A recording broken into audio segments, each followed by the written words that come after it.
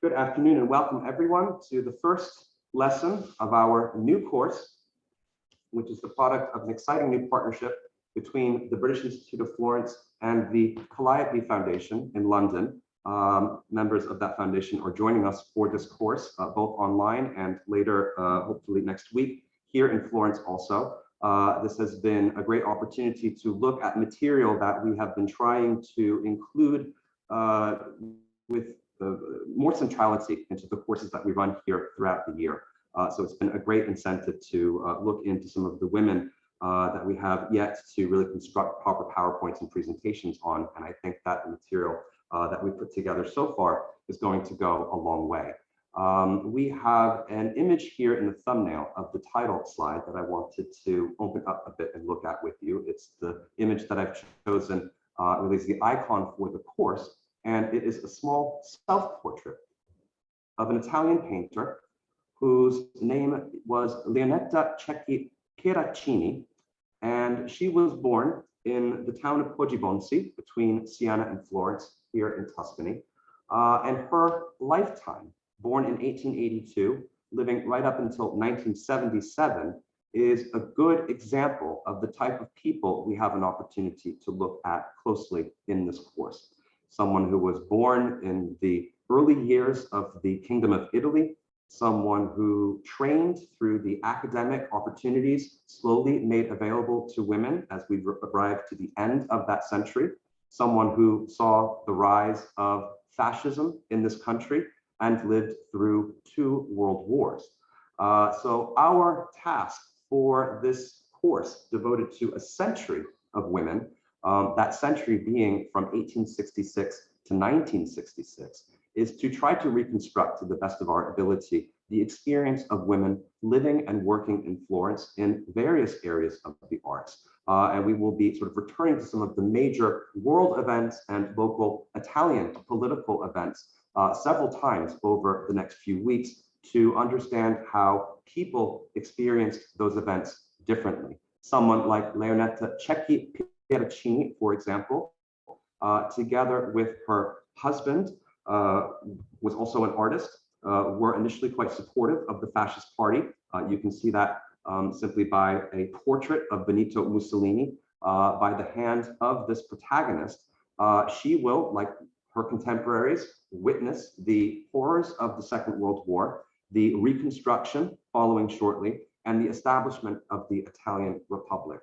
So this is a very exciting time period to look at culturally, politically, artistically, and to use the lens of women offers us an even better opportunity to examine some of these events, because the lens with which we can sort of revisit personalities and moments, events on the timeline that are perhaps familiar to us, have generally been presented and taught to us in a rather patriarchal way.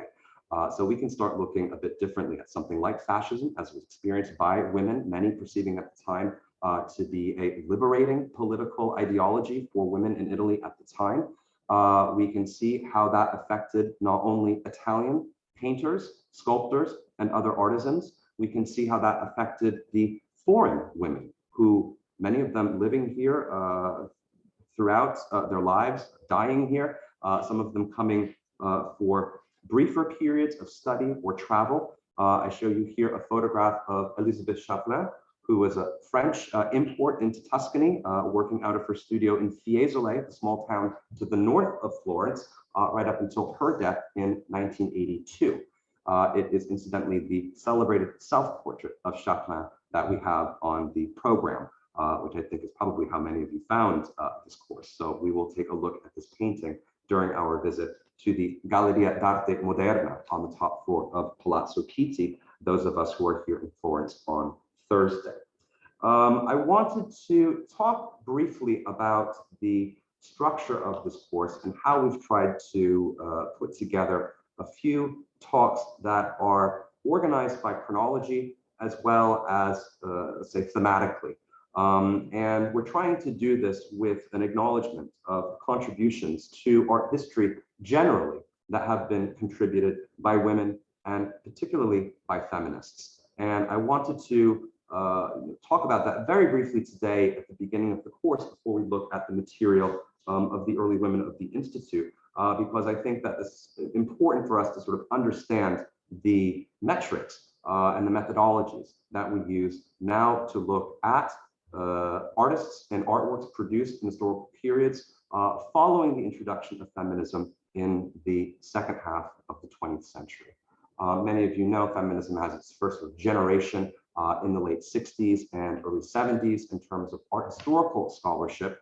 And what we find from those earliest contributions is something of a problem, right, that's finally being addressed and talked about, that we have a lot of women that we've never discussed, we've never written about, we've never studied.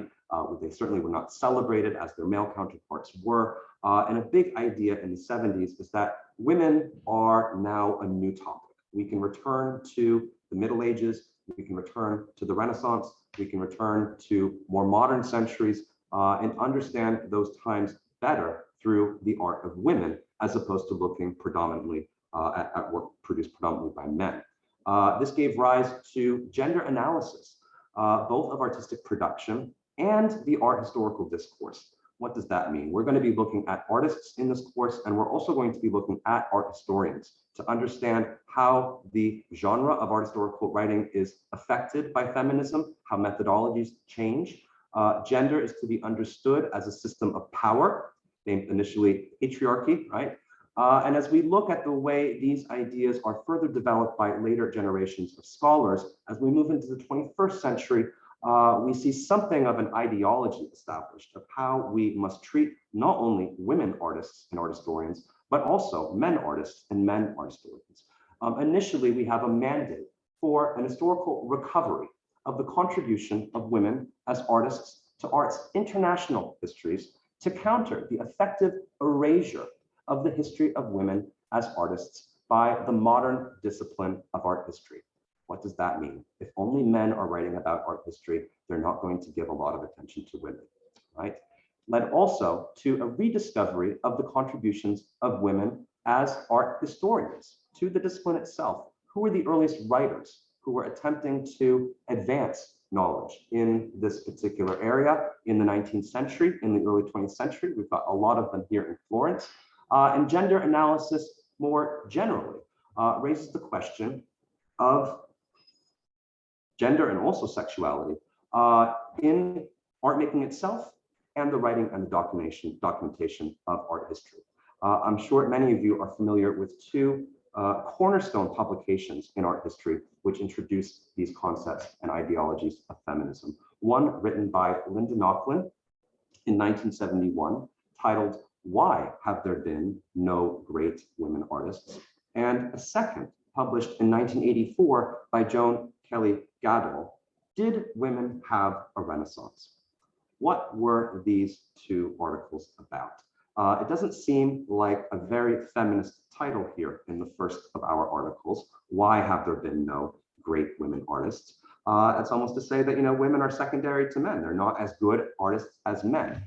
Reading the body of this, which we have online for you in a readings folder that I'll also be able to share with you at the end of this talk. If you were to look through this article, you would see that Nochlin attempts to establish what the problems of our history have been. You know, why do we have no great women artists? Because we never started to write about them. They were not celebrated as their male counterparts were. This idea that we have to return and find those women again. They were here. They were working. They were making art. They did not survive in the historical record. Let's go back and find them. Did Women Have a Renaissance by Joan Kelly Gadol instead is something more of a social sciences study of women and the society that they experience through their perspectives in the Renaissance. So it's going to be really on this foundation that art history itself as a discipline begins to receive and welcome more contributions with feminist points of view. So in that spirit, what we are trying to do over the course of the next 2 weeks is look at couple of different figures that we've grouped basically into the most obvious thematic categories based on chronology. This is a general introduction today, but on Wednesday we'll be taking a look specifically at the period of 1866 to 1886. On Friday, we'll be taking a look at the period of 86 to 1906, the turn of the century. And next week, we will do the same. We'll carry out this way until we arrive to the Great Flood of November 4th, 1966. To get us started, today's lecture is going to look at some of the women who were essential in the formation of this institute from which we're broadcasting today. And the women that you can see in this photograph give us a good example or introduction into this period of history that brings about such a wonderful place. This is a photograph which is contained in our archives. It has a bit of identifications written on the back, and it is one that has been frustrating for some of our colleagues and researchers who have come in because they're trying to identify some of these women who have been recorded simply as Lady Rod, Miss Carey, Professoressa del Castelvecchia, Signora Boschetti, these names without their first names, without their titles necessarily. In some cases, we've been able to reconstruct the identities of women who had contributed through volunteerism to the efforts of the British Institute, both in Florence and in London. In other cases, we have been less successful. You'll see that the one man in this picture, Harold Goad, is standing over a woman identified as Janet Trevelyan. And these are two very important figures in the early history of the Institute. Janet Trevelyan, based predominantly in London, but dedicating herself to the story and the history of Italy and its art. She is the author of a publication known as The Short History of the Italian People. She was a writer, a social campaigner, and a fundraiser. And she was the honorary secretary of the British Institute of Florence from 1920 to 1946. Harold Goad, who we also saw in that photograph, was very active in promoting the initiatives and the work of the British Institute. And he, together with Janet, had formed one of several important societies in London in the beginning of the 20th century, at a time where the government and the Foreign Office had very little official formal policy in terms of propaganda and partnering with countries on the continent. We don't have any British Council to speak of, let's say. We don't have any real investment in strengthening and securing the ties of the UK with countries in Europe. And so what we have are some sort of small grassroots organizations that are developed. Many times Italians living in London trying to promote Italian culture, Italian language, Italian history. We have the Italo enthusiasts based in London as well who are doing this. And one of the early examples of these societies that are created in order to promote a strengthening of the relationships between Italy and the UK is known as the British Italian. I think it lasts until the late 30s, the early 40s. It's not the only one, but it is one that is most directly related to the story of this institute being established in the city of Florence. What did the British Italian League do? They are trying to work through propagandistic purposes to get Italians rallied into the cause of the Great War. And what we have also in our archives is a postcard that was produced by the British Italian League, very much in the spirit. Following the gridlock of trench warfare here in northern Italy between Italians and the Austrians in the area of Gorizia, the area of the Veneto. This is where most of that fighting was concentrated in Italy during the First World War. We have something of a reinforcement. We've got cheerleaders up in the UK who are trying to show the Italian people how important this is. And here's one example with a caption which translates into English as the British Italian League, in the name of English people, send fraternal greetings to the valiant Italian soldiers fighting on the Alps, the Isonzo and the Karst. The Isonzo being a river in northern Italy that was basically the defining line, let's say, of this trench warfare. There were several attempts to seize or reclaim this land from the Austrians that all failed. And the karst, of course, is the area in today what is Slovenia, sort of on the way from Trieste into Ljubljana, this vast open plateau with lots of wind. These are the areas where we find Italians participating most significantly in the war. And it's going to be within the context of that war that this institute is founded in 1917. There are several wealthy, cultured, and influential British residents of the city who, working together with members of the British Italian League in London, choose to create what they see as something necessary at this point, what earlier efforts were unable to do in terms of having open dialogue and conversation. You can do that with pamphlets, you can do that with postcards, you can do that with literary journals and these sorts of things. But what the UK really needs in Italy is some sort of local office to work directly with Italians in order to promote English culture, as well as show themselves as allies to the Italian people. And the early premises of the British Institute, both in a small building on the Via dei Conti, as well as the loggia of the famous Renaissance Rucellai Palace, just on the opposite side of the river from us here, were the earliest spaces basically taken over by a group of British and Italians together in order to have a place to meet, to congregate. They have an idea that a British-Italian institute or society based in Florence should have some small reading room, books in English to be made available to Italians, but also, of course, to visitors and foreign residents in the city. That there should be a reading room, a place for exchange, that there would be lectures, that they would be able to give English classes. And all of this is actually quite advanced thinking for the 19 teens. This is a photograph showing at the early stage of the Institute, its existence was very much seen as an extension of the propaganda of the Foreign Office. Here we have soldiers from the Royal Warship Hope positioned outside of the Loggia Rucellai. And this photograph shows us the condition of that loggia. At the time, it was still walled in with 2 stories of rooms inside of that loggia. Here in Florence, you can see that this loggia has been opened up and returned to its original appearance today.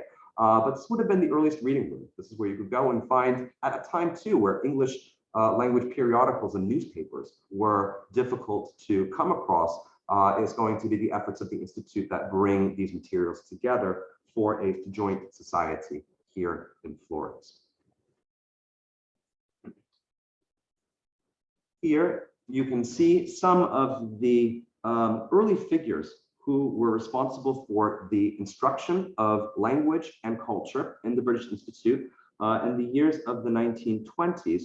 And I wanted to just sort of put that up against something that, of course, we're all anticipating, something of a dissolving of the relations between the UK and Italy as we arrive into the period of Benito Mussolini and the rise of the fascist National Party. It was actually Harold Gode, who was one of the great British sympathizers to fascism, and this leads ultimately to something of a dismissal on his part, feeling that he was defending fascism to a point where it was treachery, in a sense.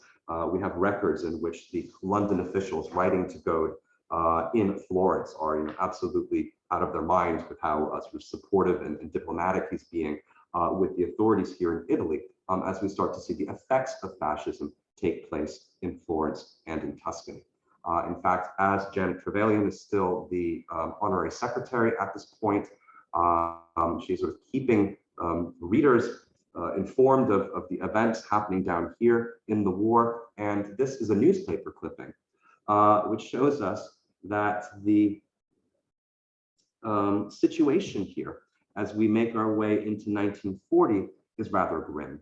And Trevelyan writes to the Times that the Council of the British Institute of Florence are anxious to inform their friends that the staff of the Institute retired in good order and with colors flying, having finished all of the annual examinations. It was a near thing, but they did it. Now, the premises in the Palazzo Antinori, where they were originally located at the time, have been sequestrated by the municipal authorities. This was inevitable, but at the same thing happened with the German Institute when Italy declared war on Germany in 1916. And at the end of the war, the premises with all of their contents were handed back intact to the authorities of the Institute. Mussolini has killed the will to friendship in this country, but the British Institute, with its magnificent library, might still find work to do in a different Italy at some far distant dates. So here, this is quite heavy as an announcement, right? They kind of closed us up. We're hoping that this will be a repeat of what happened in the last war when foreign institutes were closed up, but they were allowed to reopen. There will be assistance extended to the British Institute by the Swiss consulate, by other societies and organizations here in the city. But we also know that it was the staff of the Institute at the time, as they were operating out of Palazzo Antinori, just at the end of the Via Tornabuoni, that people were really contributing in any way that they could. This is a photograph of one of the secretaries of the British Institute at that time, and her name was Giulietta Fermi. We see her greeting a student here. I think we still have some of these uncomfortable chairs in the Institute today.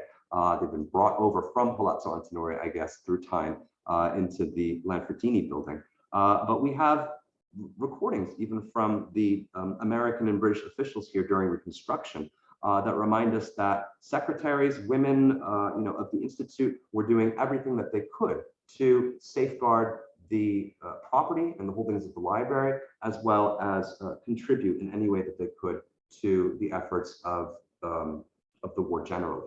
And this is a notice that was written by the staff captain of welfare here in Florence in 1945 to state that Signorina Giulia Fermi has been employed as a junior administrative assistant with the Army Welfare Service, Florence Command, from the 7th of October, 44 until the 30th of September in 45. During the whole of this period, from the early, very difficult days, she has proved herself to be an absolutely invaluable advisor in all matters pertaining to the Italian population and extremely efficient and industrious in her capacity as private secretary to the senior welfare officer. Her position with welfare could only have been filled by a person of the highest integrity, tact, and perfect understanding of British and Italian habits and customs. It was with very real regret that the underside allowed Signorina Fermi to return to her permanent duties with the British Institute in Florence on October 1st of 1945.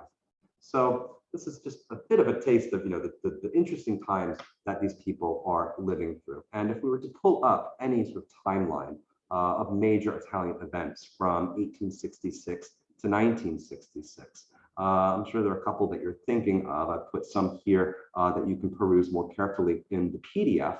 But what we have in the archive of the British Institute is the collections and writings of a series of women who, when we put them into a chronological order, span quite nicely this entire period. And so we've chosen to do something of an introduction to the century at large through looking at some of these women quickly today.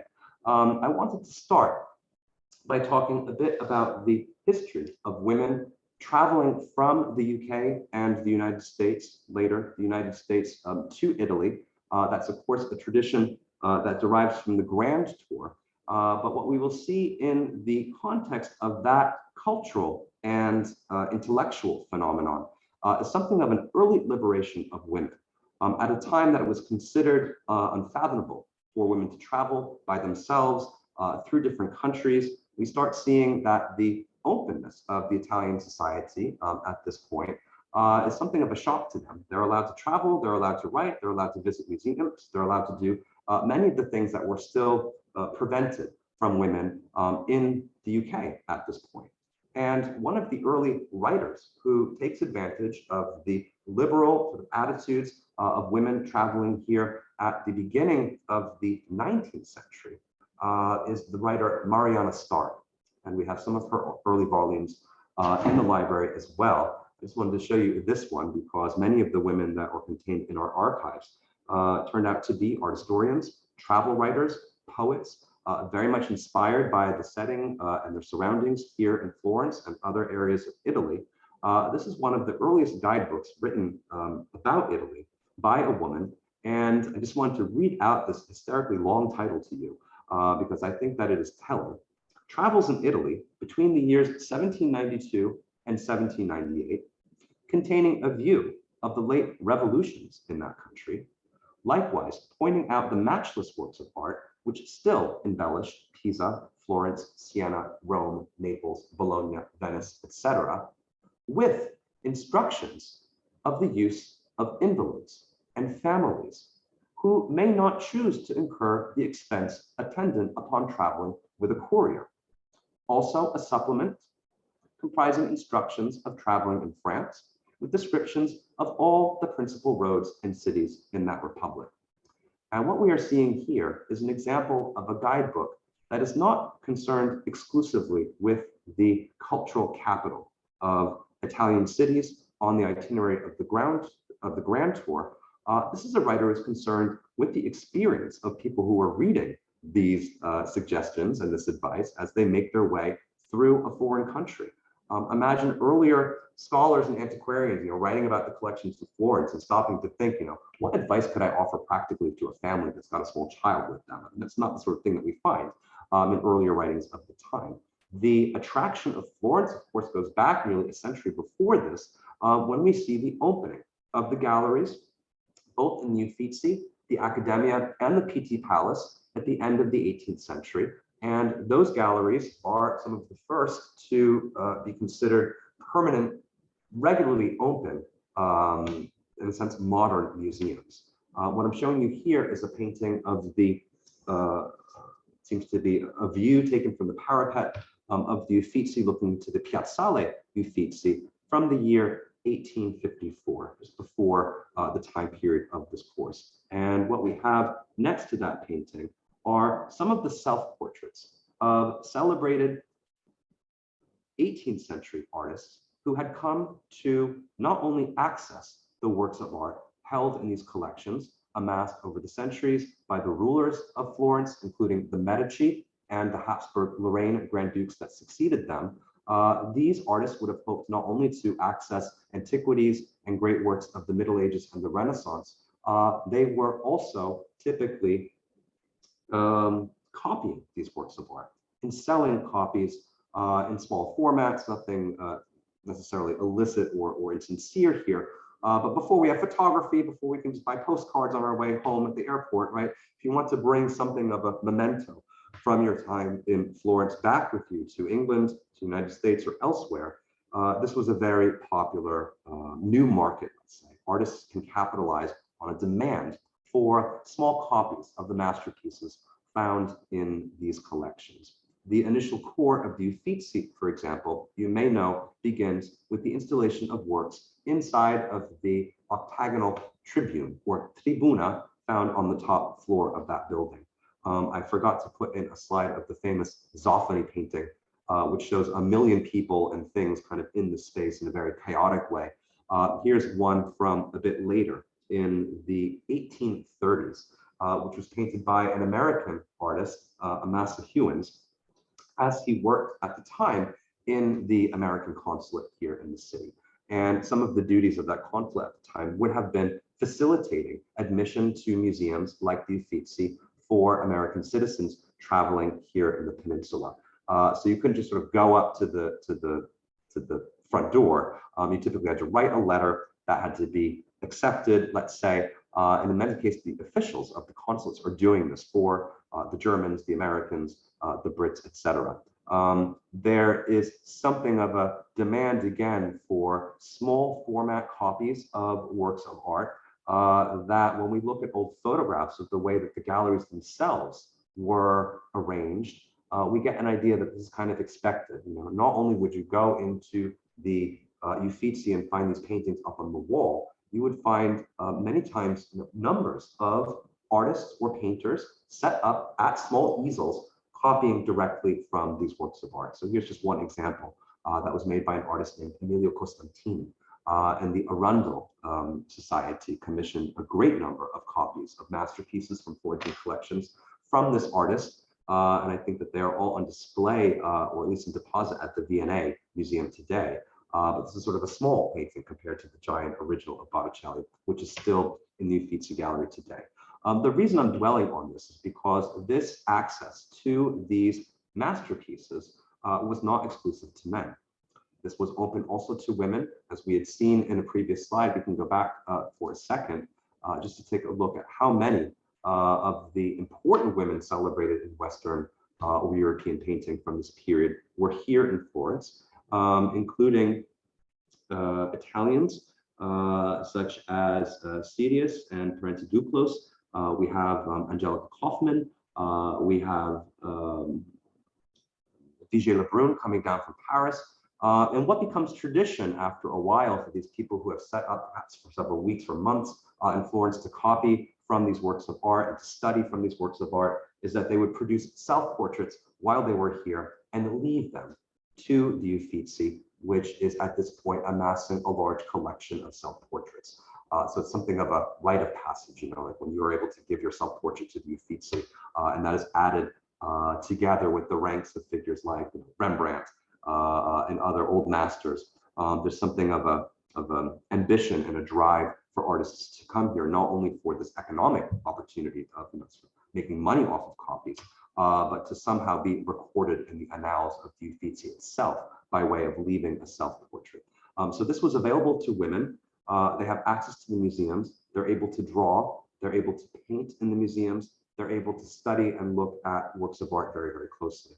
The training which is available for artists at the time is largely centered on the activities of the Florentine Fine Arts Academy, the Accademia delle Belle Arti di Firenze, and that is, like most of the universities and academies in Italy, only going to start admitting women into their programs of study in the 1870s. So in this case, university or academy is not necessarily open to women. They can get into the museums, but they can't sort of sign up for the classes. What they can do is study privately in the workshops of professional practicing artists. That's what many of them do. That's how they receive their first hands-on technical training.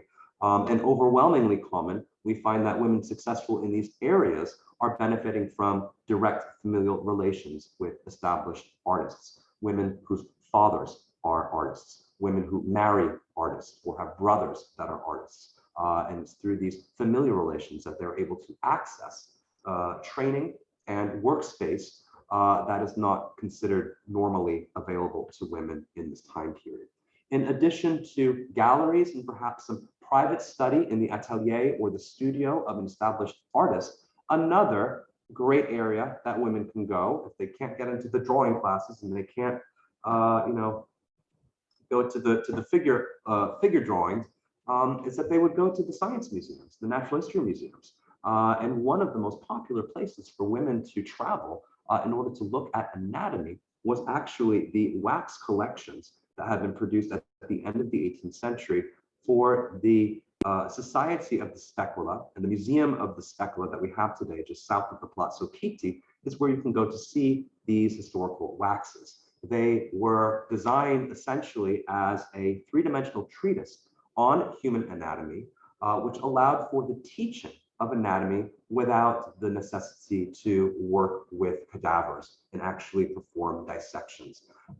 We can sort of look at these as textbooks, if you like, for not only doctors. These models, and as well as a particular collection that have been separated from the Specula today and are now found in the Museo Galileo, just next to the Uffizi, our science museum, waxes that chart the growth and the gestation of the fetus. These were made available to midwives who have the responsibility of identifying specific problems during the delivery of a child. So this was very much in the sense of education. Artists are going to look at these things as well, because again, sometimes it's the closest you can get to looking at actual anatomy. We have the writings of John Leland Mackay in the archives of the Institute. And early on in the century, in 1815, his personal diary or notebook tells us this. In September of 1815, it's a cloudy day, the carriage is at the door to go to the museum. The wax preparations are most exquisite. Men and women go through them together here. I saw every part of the human body exhibited, even the process of childbearing, and yet the women looked at all with perfect composure. No English, however, did so that I saw. I think it's the idea of English is gawking at these anatomical displays, while the Italian women are actually studying them quite seriously, either due to their status as midwives, or as we will see, artists, aspiring artists trying to receive the education of anatomy, which is so important, yet still denied them in the first half of the 18th century. Our course officially begins in a period that was quite dramatic. The formation of the modern nation state in the Kingdom of Italy. What I'm showing you here are two maps from 1843 and 1861, showing the expansion of a state which was known as the Kingdom of Sardinia, based in the capital city of Turin, led by the House of Savoy. It will be this ruling house that will become the kings of Italy following this reunification or risorgimento.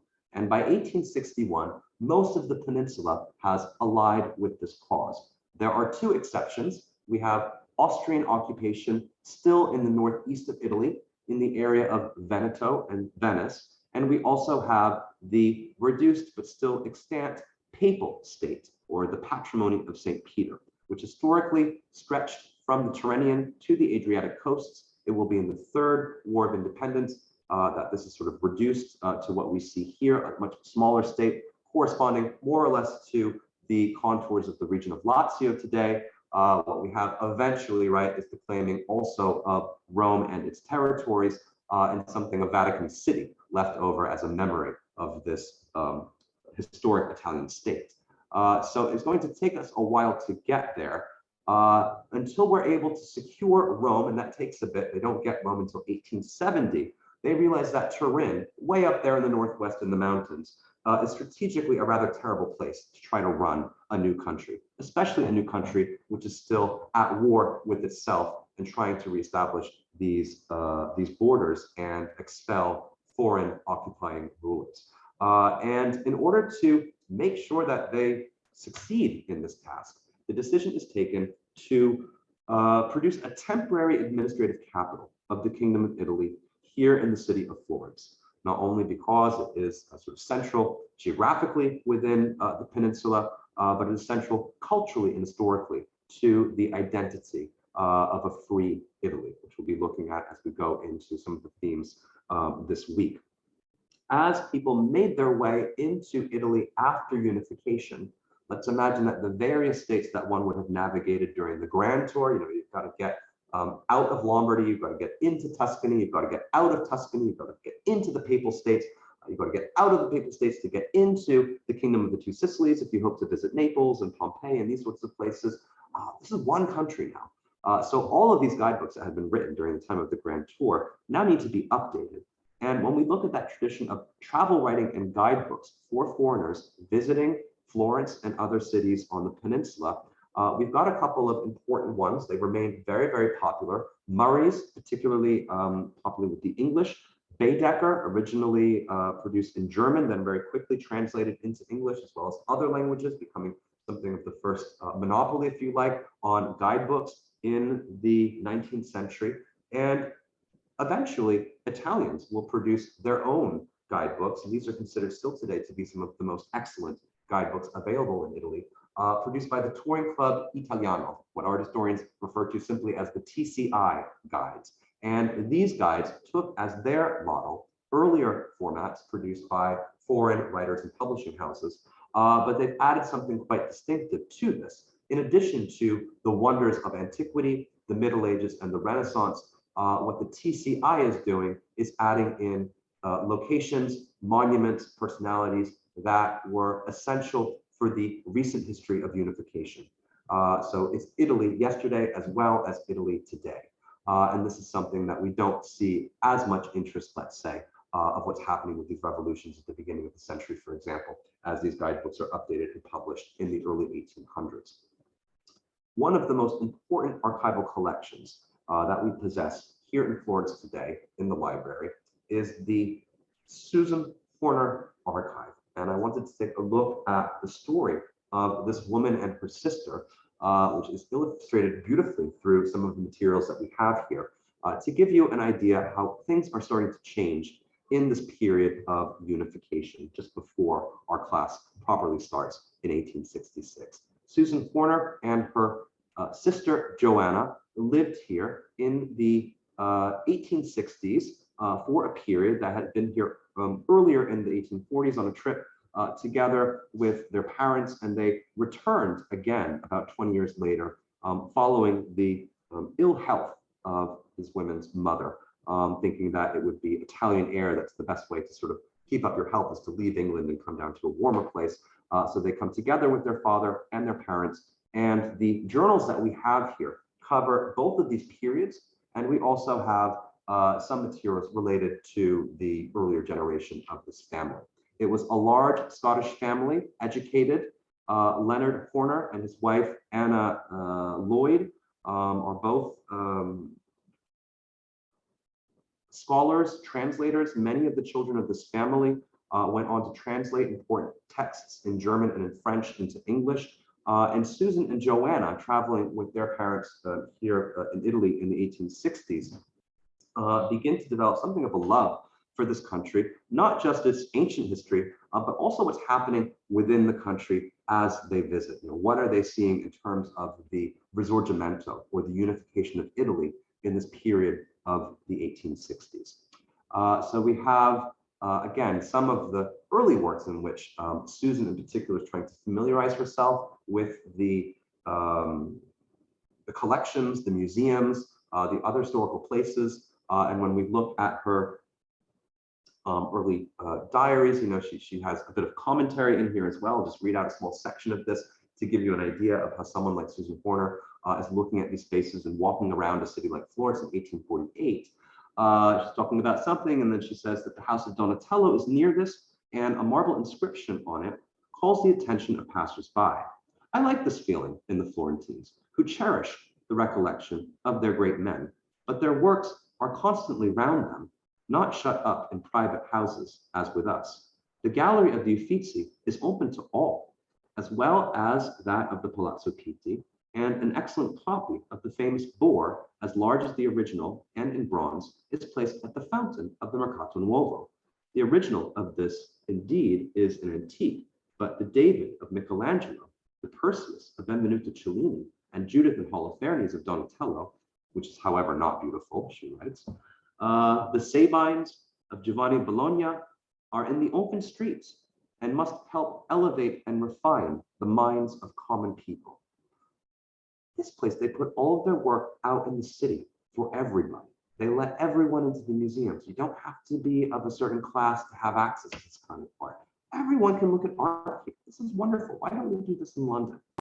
She's also very interested in the political events happening in Italy, leading to unification. And her second diary, which is much more of a scrapbook than the first one, including now, let's imagine, from 1840 to 1860, you have photography.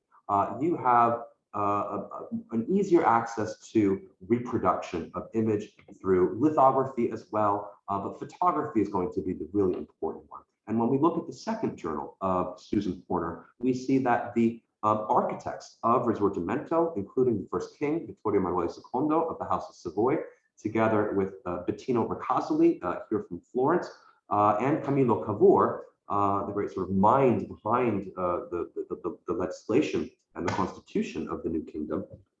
This is all being put into these journals right beside, you know, the works of art of the Renaissance masters. So, you know, there is also within this generation of English visitors something of a dual fascination with Italy's past and Italy's present.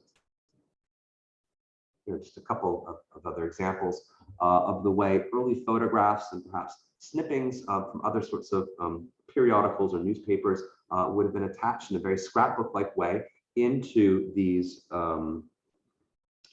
books. And we also have drawings by Susan Horner from the second trip, which give us an incredible amount of information regarding that stay. We know, for example, that the Horners took out an apartment in a small house on the Piazza Pitti, and that was drawn by Susan Horner in her diary. Here you can see the ronde or the basamenti of Palazzo Pitti, as if we were standing in the center of that square looking north towards the river. We can see the cupola of the Florentine cathedral rising above the roofline.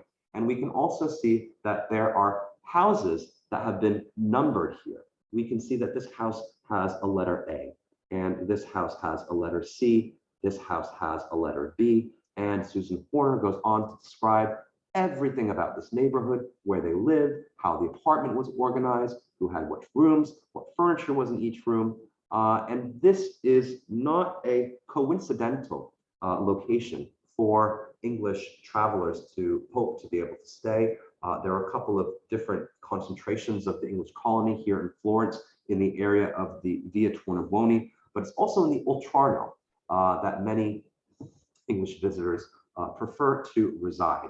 And if we go back to that period of unification, again, a little bit earlier in the 1850s, some very important English figures were here, promoted the cause of national unity through their own writings. I'm sure you're thinking about who I'm going to have up on the next slide already. Elizabeth Barrett Browning, with her long poems, Casa Guidi Windows and Aurora Leigh, all taking an idea of what English culture can learn from the Italians, how English culture could even perhaps be improved by receptivity to themes of Italian culture. Aurora Leigh, for example, follows the life of a young girl who I believe is orphaned and moves from Italy up to London. The Casa Guidi Windows instead is a document of the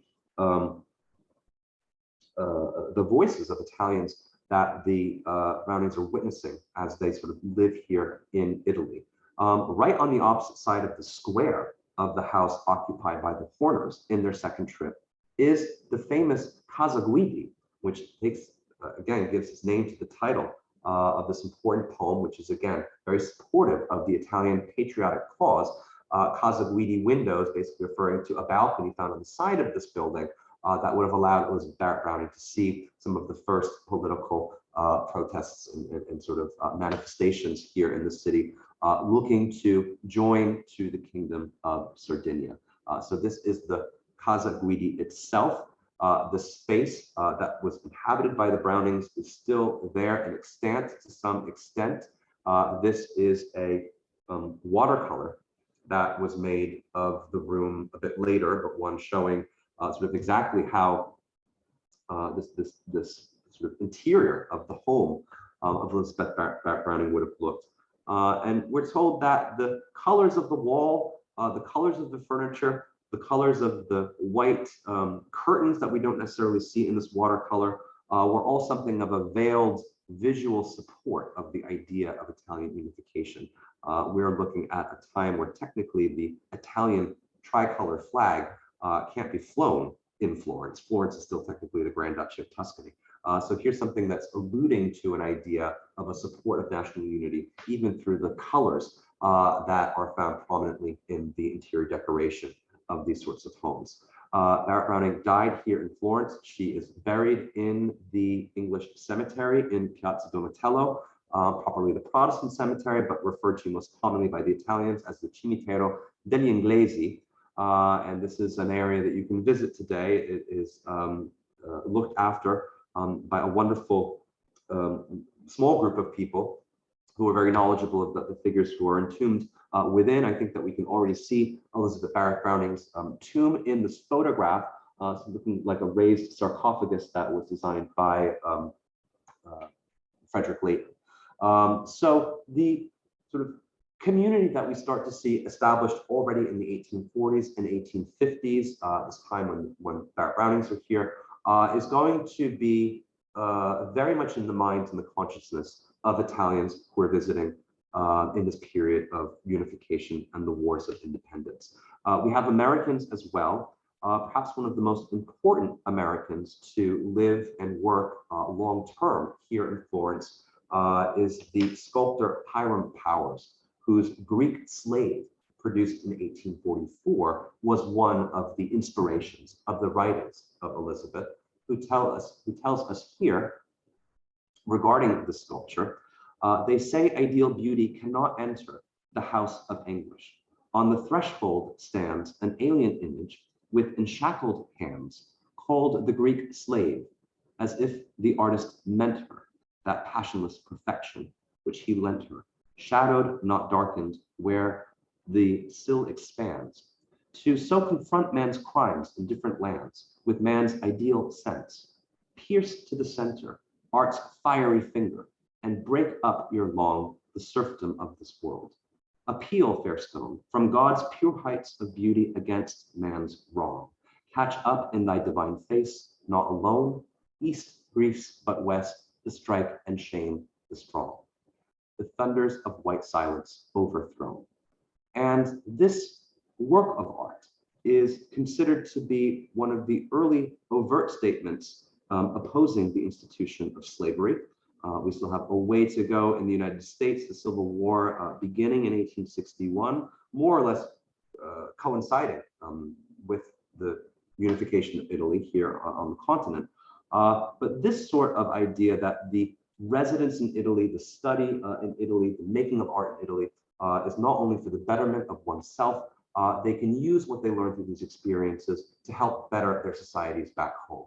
And this is shared by both the English and the early American visitors to Florence in the first half of the 1800s. In the Horner diaries, we actually have photographs that were taken at a time that not everybody has a camera. You kind of have to know who's got a camera if you want to get pictures taken. And one of those figures who actually has a camera at the time is not Hiram Powers, but his son, who is also living here in Florence, together with his father. And the descriptions of Powers at this time seem to paint him as someone, something of a nucleus for the American colony here in Florence. He was someone, for example, who could write you a letter to get into the feast. You didn't have to go to the consulate. Powers was so recognized and sort of understood at the time that he was here that he actually wrote several of these letters of reference, let's say, to allow fellow American painters and sculptors to enter into the Florentine collections. Next to that portrait of Hiram Powers, we have a photograph of Susan Horner's sister, Joanna, that was taken by his son, together with a bit of a sort of a note here that she had to sort of get her nice evening dress on because she was going over to get her photograph taken. So you've got this sort of great way of looking through personal comments and notes regarding daily life, daily activities, social network in these diaries and journals that help to create a sort of a clearer picture of the time here. And this is something that we don't find in men's journals as much, right? I mean, they're looking at sort of the city, they're looking at the art, they're looking at its collections, but they're also documenting their human stories. And in the case of the Horners, the servants that are established pretty much at the beginning of this trip and sort of remain with them for the entirety of their time here are known as the Ziladi. And the Ziladi have two young children. One dies very young, sadly, but both of these daughters are named after members of the Horner family. And we actually have a photograph of one of those, the first of those two children, together with a description of the early or premature labor that the woman of the house, Ms. Ziladi, was experiencing. In 1861, Susan tells us that Mrs. Ziladi was very ill all night with pains in her back. We hope it is only cold. We sent for Zanetti, but could not get him. There are many eminent physicians here. At 5, as Mrs. Ziladi continued so ill in bed, Joanna and I went in search of Professor Zanetti, who refused to come, so we went off for Dr. Wilson. We saw Mrs. Wilson, who promised to send him, and told us the unexpected news of the death of Prince Albert. On our return, we found Mrs. Zulady nearly insensible from pain, Massimo in great dismay. Dr. Wilson arrived at 6 and immediately declared a baby was coming into the world. Massimo looked horrified and could not believe it. In half an hour, I had a lovely little girl baby in my arms, wrapped in a flannel petticoat. That baby was named Joanna Horner Zulady, and unfortunately, that child died very young. But the tombstone of that little girl, together with her mother's tombstone, are placed right next to the plot of Susan and Joanna Horner's mother in the English cemetery.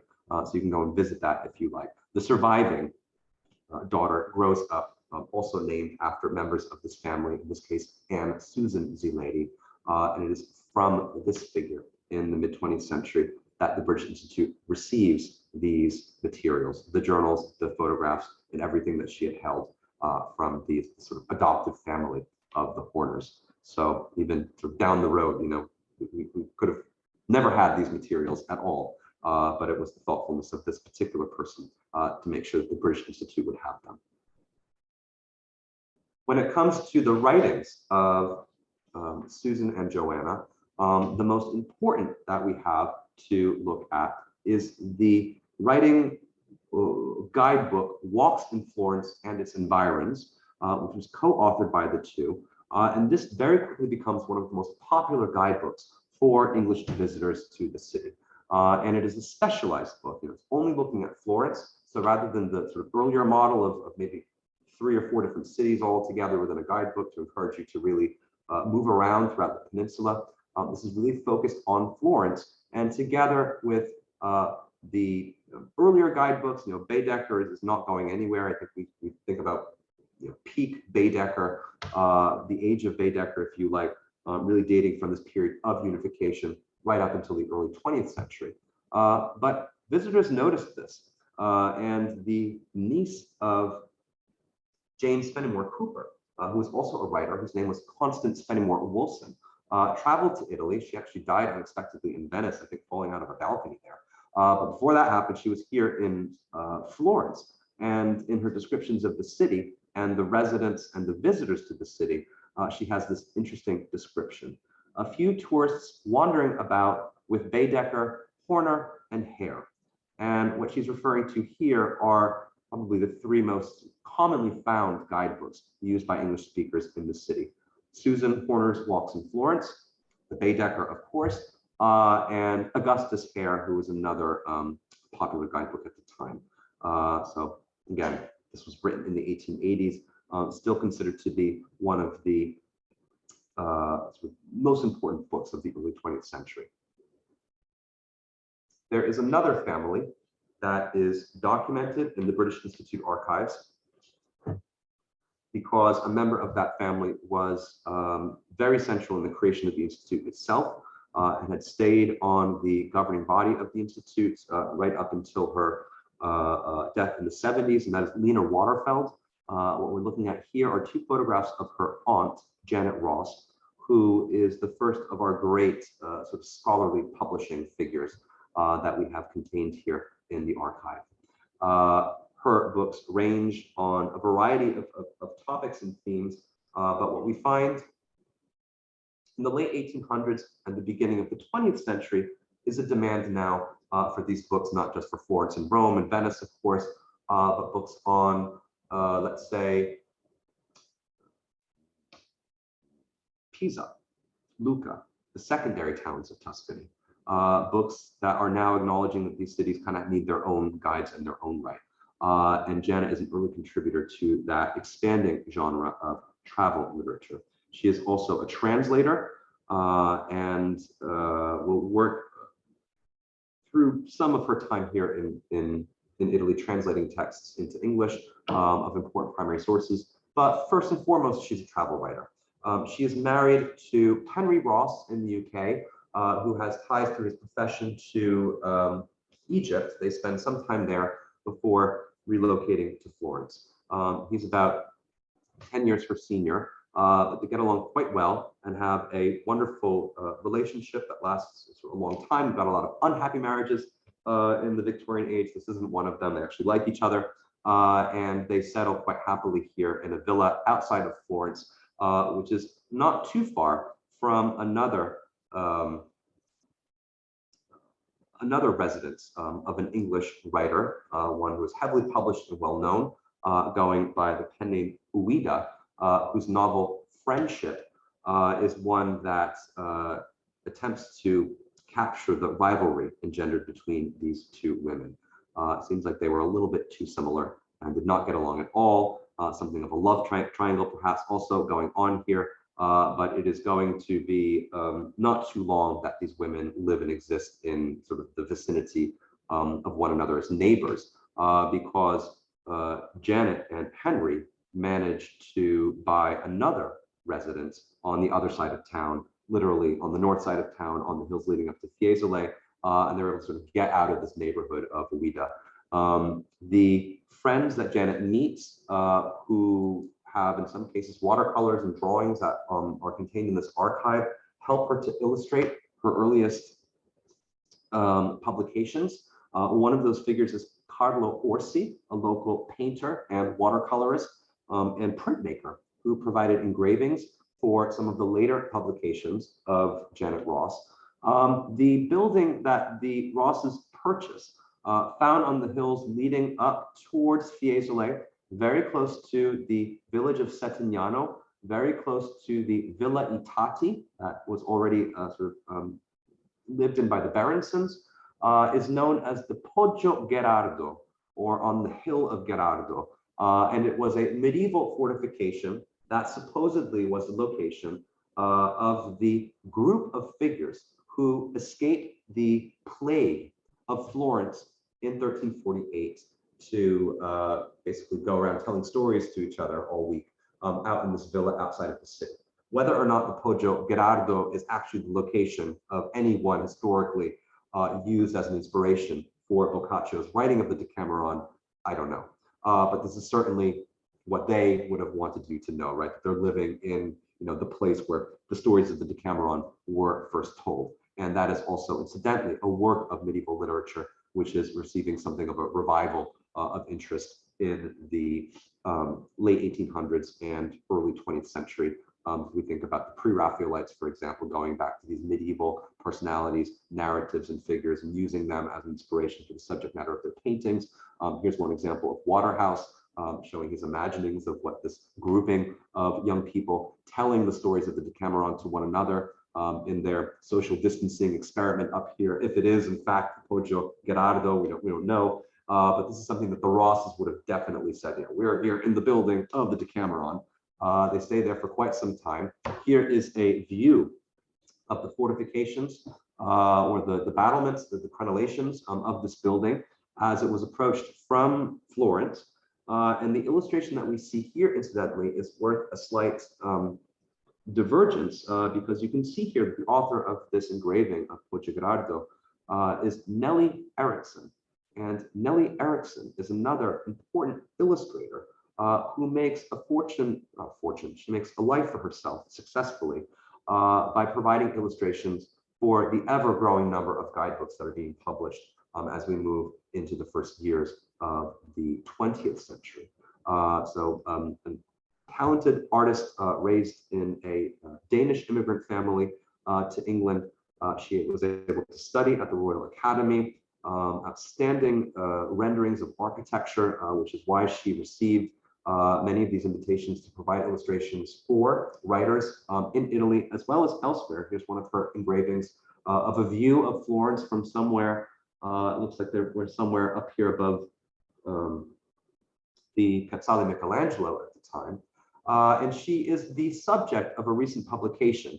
And this is a good example of what we're getting now in the 2010s, 2020s. We're starting to see books released on these types of women. And Nellie Eriksson has something of an incredible biography. She had worked, as I had said, largely as an illustrator. She had worked to illustrate 2 of the travel books of Janet Ross. I believe that this illustration of the portal of the Cathedral of Verona was for another book that was written by a very popular travel writer at the time, Edmund Gardner. but she's also working for Janet Ross and produces illustrations for her guidebooks on Pisa, as well as her guidebook on Lucca. And she remains in Florence for the rest of her life. And in the town of Bani di Lucca, very close to Lucca, Pistoia, just sort of to the northwest of Florence, she encounters a couple that not a lot of people know about, but the American activists, we want to call them that, Evangeline Whipple, who survived the death of a very wealthy husband. She sort of was widowed with a lot of money, moves to Italy together with her life partner, who's Rose Elizabeth Cleveland. And if you've ever heard of Libby Cleveland, this was the youngest sister of the US President Grover Cleveland. And he is the first president, I believe, to be elected and sworn in as an unmarried man. And Libby Cleveland serves as his stand-in first lady, essentially until he is married. And once he gets married, she's sort of off the hook. She can leave the United States and she comes here to Italy. And she and her lover, Ms. Whipple, have a life set up for themselves here in Tuscany. So also an idea that the social constraints of maybe more Puritan societies like Boston, New York, Philadelphia, that these women can live a bit more freely here in Italy. Of course, money helps, right? If you can buy your own castle to just go and hide away in, that is, going to be easier. But this couple is discovered by Nellie Erickson. At the time, during the Great War, there is a large number of refugees that are coming down from northern Italy into central and southern Italy, and they are being collected in many of the towns and villages in Tuscany, being given homes, being given food, shelter, a place to stay. And Evangeline and Libby are going to be arranging much of the actions of the Italian Red Cross for the assistance of these refugees. Nellie Erickson goes to live basically with this couple. They were very close friends.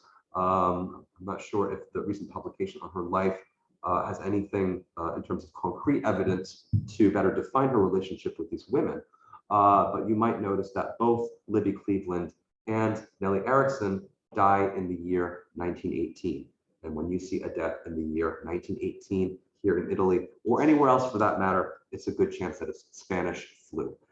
Something that we probably would have passed over very, very quickly and not given too much thought to before 2019. But I think that now pandemics and these sorts of things, when we find them in the historical record, we certainly look at them with a new perspective following COVID. So back to the Rosses here in Florence and what they are doing at this castle fortification of the Poggio Gerardo, very much in the fashion for this time period to buy these places, typically run down, typically abandoned, needing work, usually including a good bit of property. And if you're familiar with the landscape of these environs around Florence, olive groves, vineyards, and what many of these English and other foreign residents who purchase these properties aim to do is restore not only the buildings as their residences, but also revive the agricultural activity of the property by making oil, making wine, doing all these sorts of things. Here we have photographs of the Rosses and their helpers, sort of getting this place fixed up, let's say, so that it can begin producing olive oil again. They have a large vegetable garden, of course, and there is something of a chance encounter that this couple have with the Berensons, who we'll be looking at on Friday, over at the Villa Itati. And that is because there was a small earthquake in the year 1895. And there was actually a fissure that was visible in the side of the building. And so they contact Bernard Berenson to see if he can offer any advice to come and look at it, see if they really need to get architects to fix this or what they've got to do. So there's something of a lifelong relationship was established between the Rosses and the Berensons, again, because these villas where they live are very close to one another. The guidebooks that are produced really in the prime of Janet Ross's career, we've got a couple of them here in the library that you can take a look at, again, with typically beautiful engravings of the monuments and the works of art that are being discussed and included. And this gets generally more excellent over time, as we move further into the early 20th century. These books tend to have more illustrations. They tend to be of better quality. And the sort of continuation of this activity of travel writing is embodied by the niece of Janet Ross, who, following the death of her mother, is sort of brought into this family's care and custody here in Florence. And her name was Lena Duff Gordon. She eventually marries an artist named Aubrey Waterfeld and takes his name. But at the time that she was adopted, I think in the 1890, she's still quite young, teenager.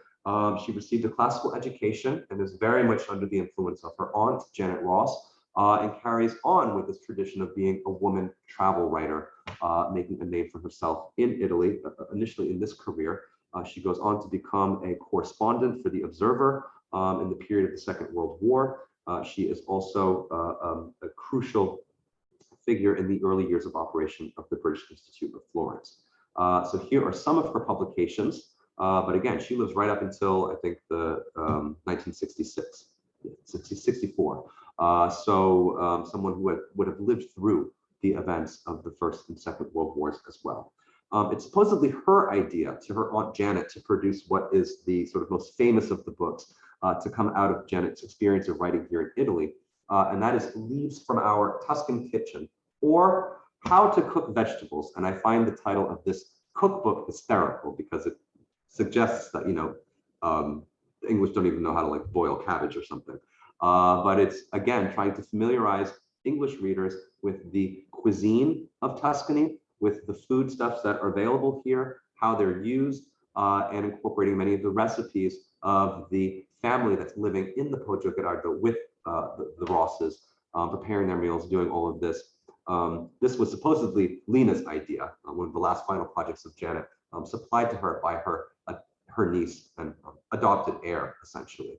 The publications of Lena, together with a couple of other young women writers, in the early cases she's collaborating, we have a photograph of Lena Waterfeld here, together with Madge Simons.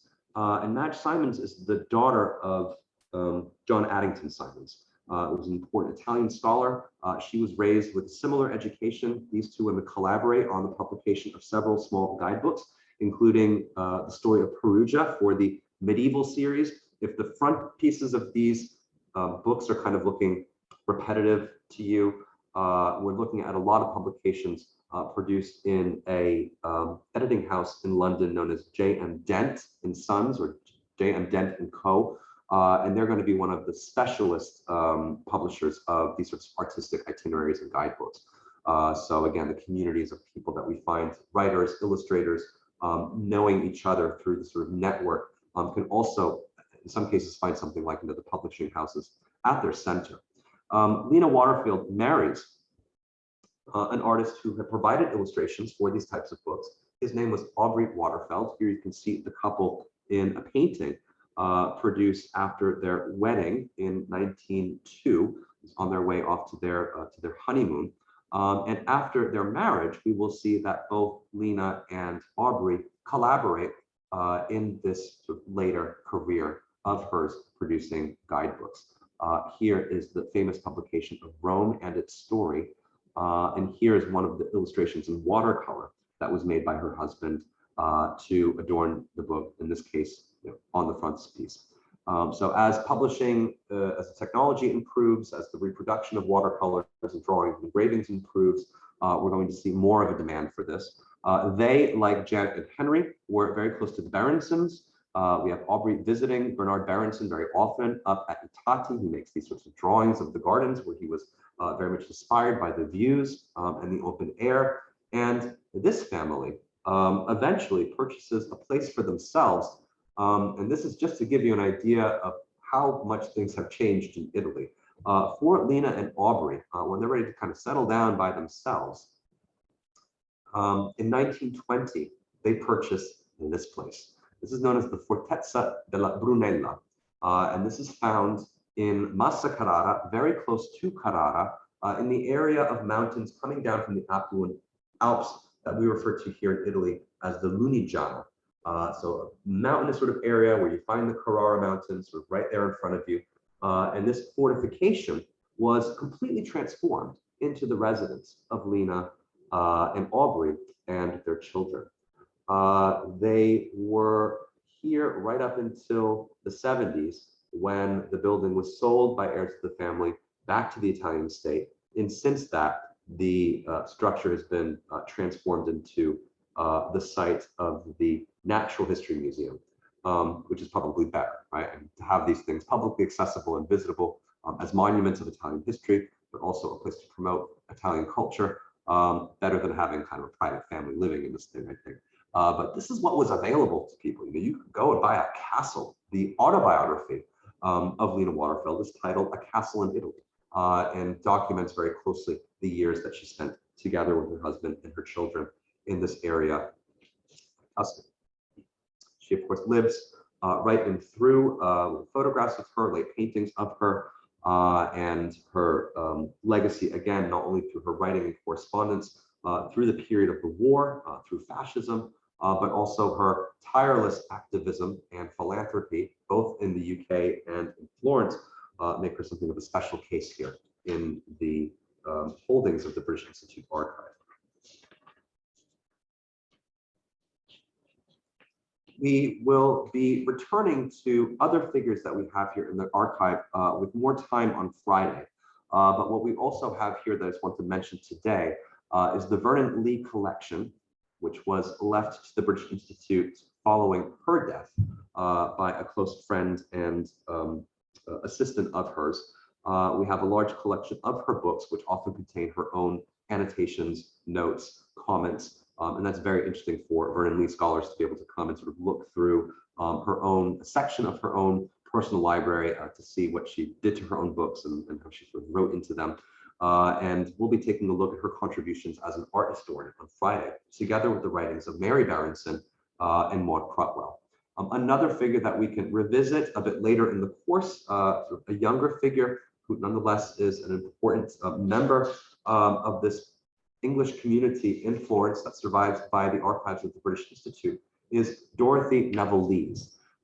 She had arrived, again, probably reading all these guidebooks by Horner and Janet Ross and everybody else in 1907. She's already here. I think she arrives in 1904, falls in love with Florence, falls in love with Tuscany, goes up to the Bello Sguardo and takes a room up there where she can see the whole city, is completely inspired, produces two publications in 1907, Scenes and Streets in Tuscany, as well as Tuscan Feasts and Tuscan Friends.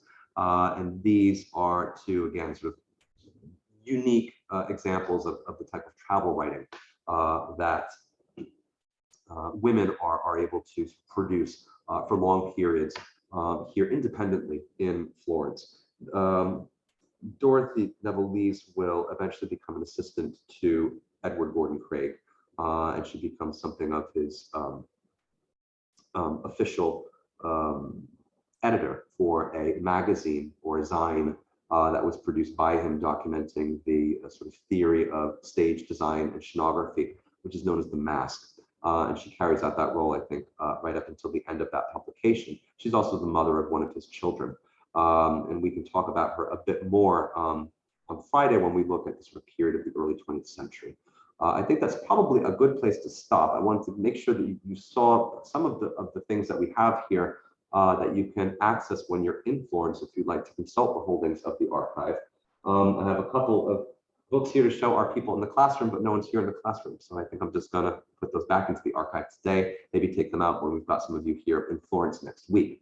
For tomorrow, students who are in Florence, again, we are going to meet here at the Institute, and I'll write this out to you as an email tomorrow morning, just to remind you. We're supposed to be kind of tramping around the Oltrarno, looking at Casa Guidi and these kinds of places. If it's too hot, we can do something of a PowerPoint here first in the classroom, and then go out when it's a bit cooler, maybe at 5, to look at 1 or 2 of those locations.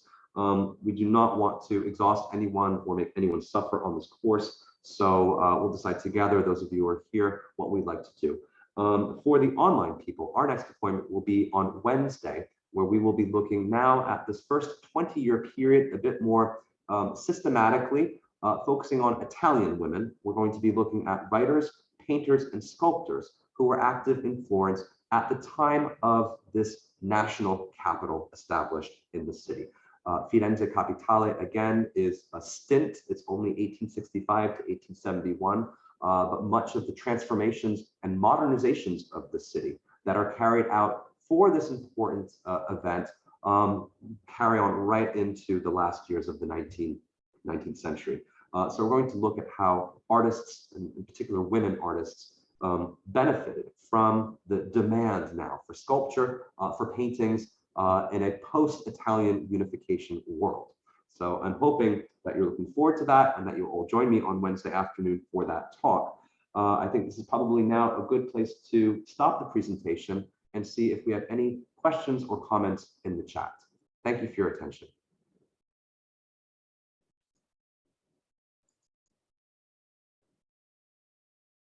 Can I make a